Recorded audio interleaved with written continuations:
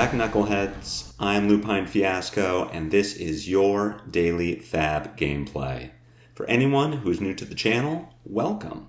What we do here is review replays of games that I played on the Talishar client days or weeks ago, after enough time has passed that I lose my bias and can more objectively judge the quality of my play.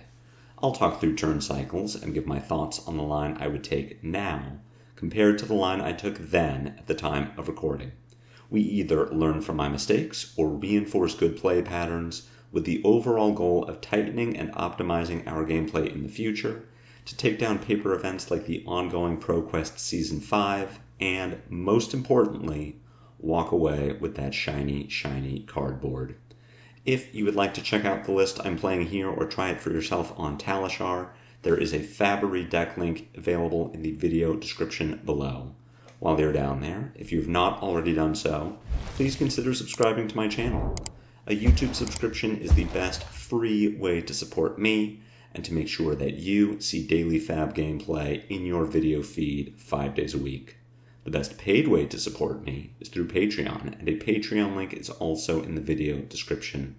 A Patreon subscription will get you access to the DFG Discord and shiny, shiny cardboard Talishar card back. At higher tiers, your name will appear in every DFG video. You'll get bonus DFG content every week. And there are even more benefits coming down the pipeline. Daily FaB gameplay will always be free 5 days a week, so for those who can afford to patronize me, I truly appreciate it. Now, let's talk about our sideboard and about our game plan.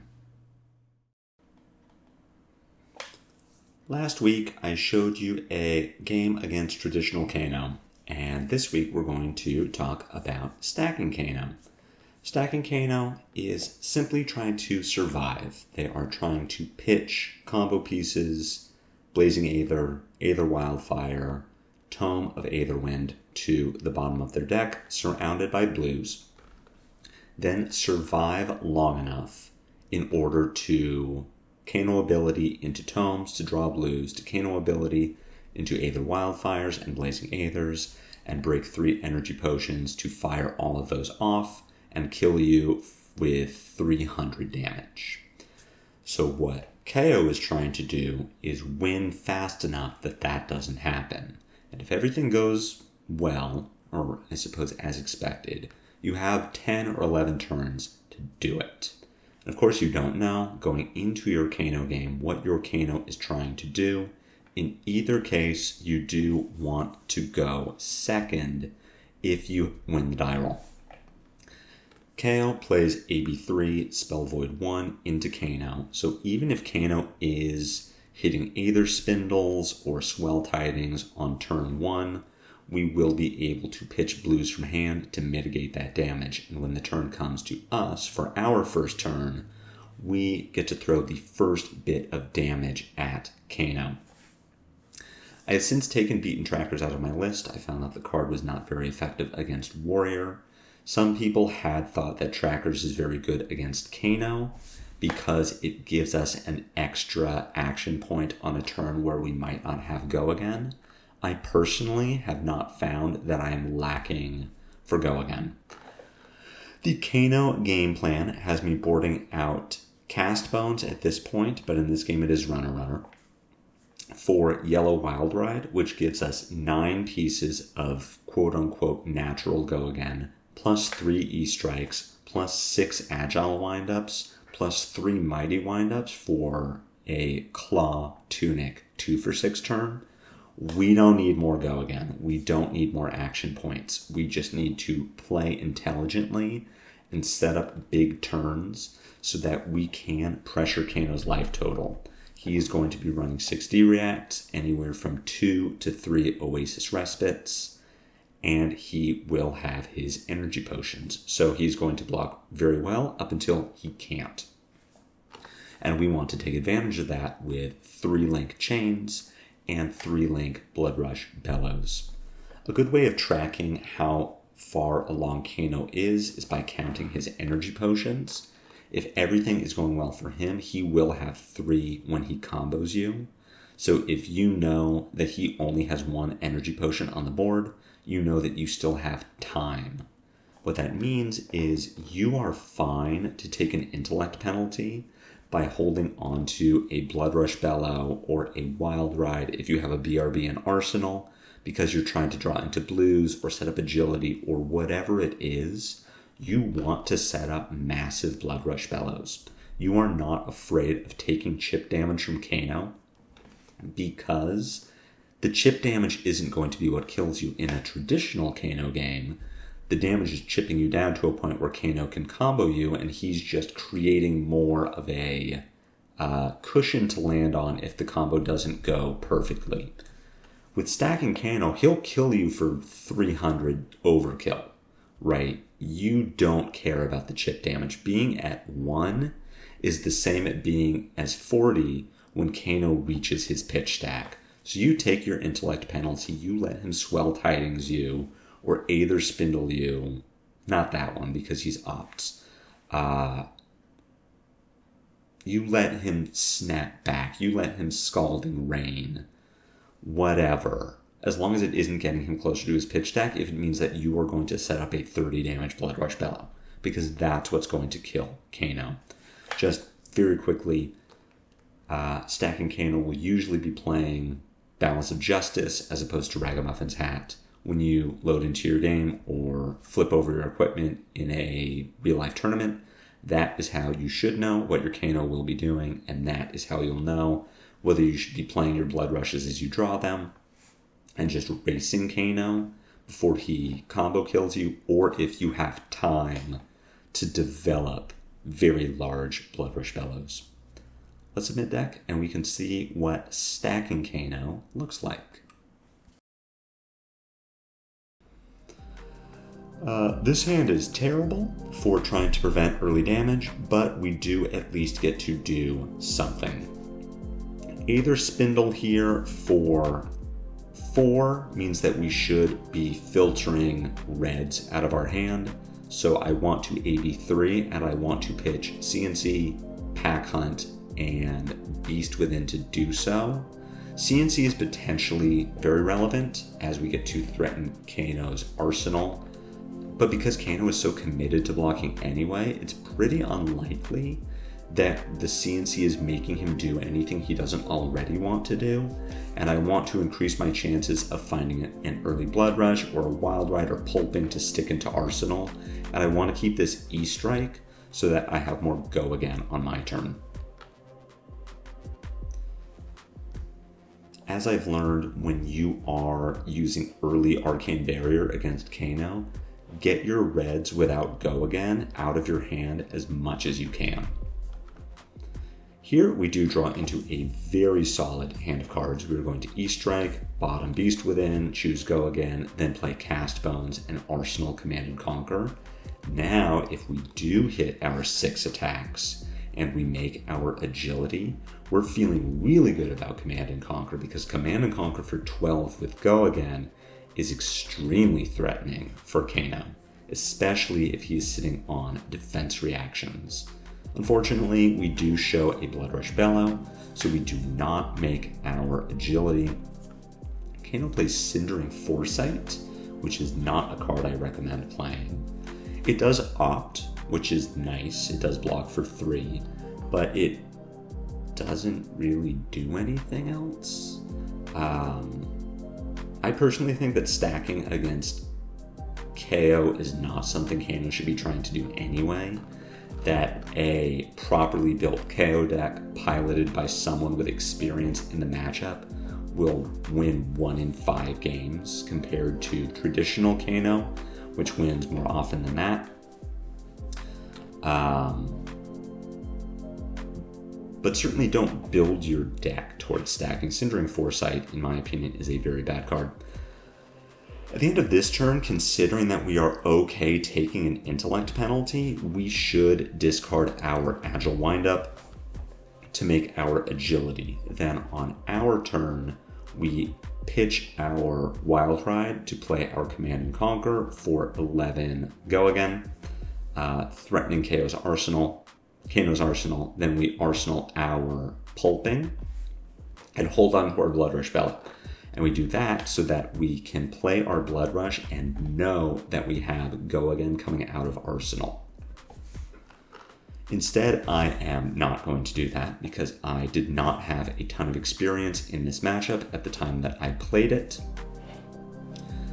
So we will be looking to take advantage of the fact that Kano does not have an Arsenal with this pulping, but we can also play a little safer and send Claw first. Not having Tunic up does make this a little awkward because we cannot pulping Claw 2 for 6. We do very likely only get 2 chain links this turn, which is not where we want to be with a Blood Rush Bellow turn. I think playing pulping here is correct. We would like to hold on to our Command and Conquer in Arsenal, and instead we would hopefully discard one of these blues and draw another brute attack that we could play. There is a decent chance that we brick here and Kano can block the pulping to take away Go Again, but it's very unlikely. So pulping here is going to deal quite a bit of damage, and the follow-up, we are just going to play Pound Town by pitching Assault and Battery. 7 damage is not terribly impressive, but this was not a terribly impressive Blood Rush Bellow turn. I don't agree with this line. We are pushing more damage, but we are burning a Command and Conquer to do so. And yeah, it's more damage, but I would have liked to save the CNC. Kano here breaking balance. We'll see what exactly the block is. Kano being able to put down 6 covers up the Command and Conquer, and we will just pass it back over to him, drawing a very unimpressive hand. We have no Scab Skins to roll, so we are just going to send packing. We will Arsenal a second send packing, holding on to our Beast Within to hopefully discard to a Pulping or a Wild Ride to extend our turn. We will see exactly what Kano is willing to give up to protect this Fate Foreseen. Giving us an Aether Wildfire is pretty bad for Kano, especially considering the Blazing Aether that he also has in hand. Crucible, pitching Blazing Aether to the bottom so that Kano can find it in his stack later. Without being much of a Kano expert myself, I feel like he would rather have the Wildfire than the Blazing, but again, what do I know? Wild Ride, unfortunately, does not discard the Beast Within. That said, we knew that Kano would be playing his Fate Foreseen out of Arsenal as soon as he could, so getting an extra card to pitch to send packing was not going to be ideal anyway. We will be able to pitch the Beast Within to attack with Claw, then use our Tunic to attack with Pack Hunt. Big shout out to Pack Hunt in the Kano matchup, as the Intimidate is a real MVP. Depending on your board state, if you can pair a full grip with Pack Hunt and Agility, opening your turn with Pack Hunt with Go Again, especially if it's presenting lethal, is so brutal for Kano to deal with, because he needs to decide then and there if he's going to go for the combo. And if you can catch him without quite enough setup, you're going to put him in a really bad spot. We are the best Flesh and Blood players because we keep our blue and our Bear Fangs off of this pulping, which means we get 2 Claw Bear Fangs, which is incredible. Definitely leaking damage over the top of Kano's blocks, and potentially getting even more than that if he is holding onto a potion.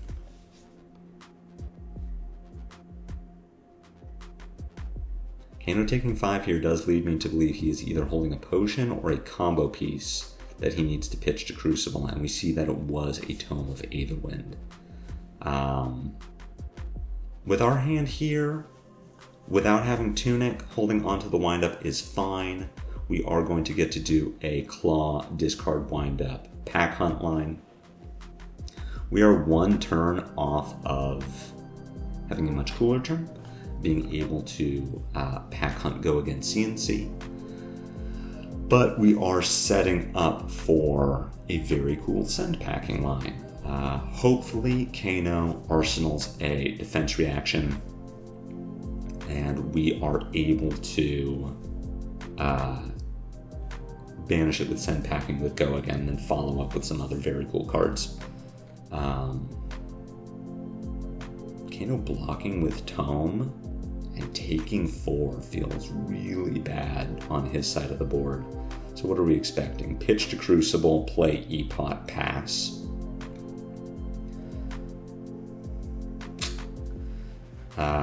So very likely we could have intimidated the Epot and Kano just didn't want to give us the second Wildfire. Here we do have the agility, so we can just CNC Wild Ride Claw. What I had said at the start of this video about Kano's whole thing being, let's combo you for 300 once I hit my pitch stack. If you have banished, or if he has blocked with all of his Aether Wildfires, that is very difficult for him to do. Now he's relying on Aether Flare to power up his Blazing Aethers, and he can certainly get there. But it is a lot harder without Wildfire. So especially newer Kanos that are not familiar with stacking or are trying to learn it, may put themselves into positions where they have to take extra damage to hold on to their combo pieces. We continue to just send damage Kano's way. Multiple turns of going 3 chain links wide. Again, exactly what you want to be doing in this matchup.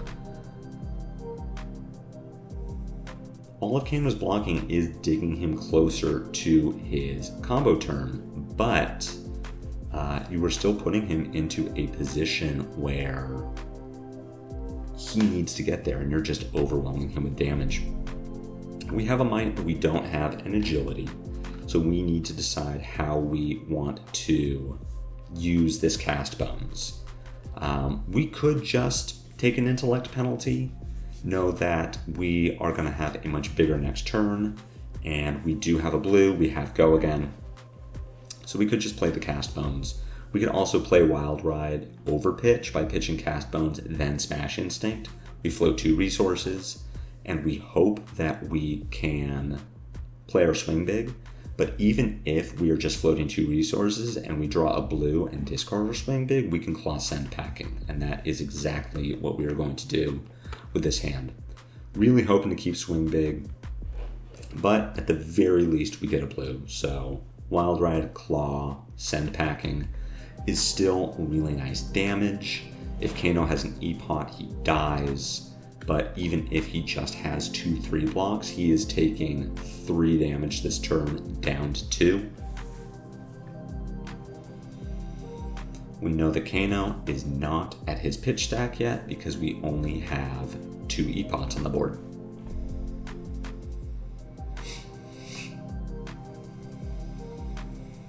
Draw into the Blood Rush Bellow hand, and while it is not the ideal BRB hand, it is very likely going to be enough to get 1 point of damage off of Kano's remaining life total.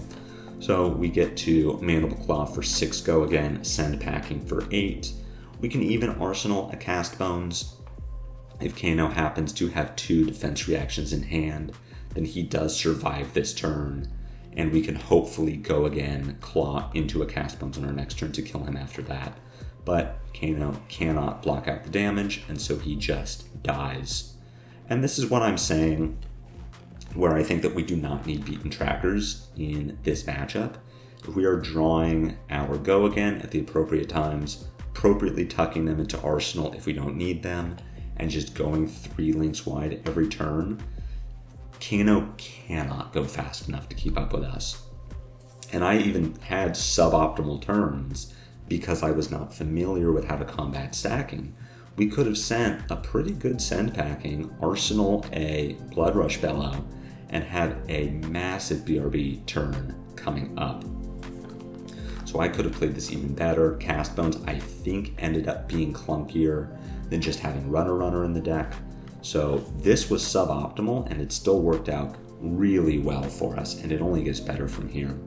So I hope you enjoyed this video. I hope you learned something. I hope that you feel equipped to deal with this new style of Kano. Great news for us is it's very face up when they flip balance, and if they flip Ragamuffins, then play defense reactions to indicate they are stacking you, they're even less prepared for it. If you did enjoy this video, be sure to take that like button to Pound Town. My comments are always open for any questions or feedback. Again, if you have not already done so, please consider a YouTube subscription. It's free, it helps me out, but no matter what you do, catch me back here tomorrow for more daily FaB gameplay, and until then, take care.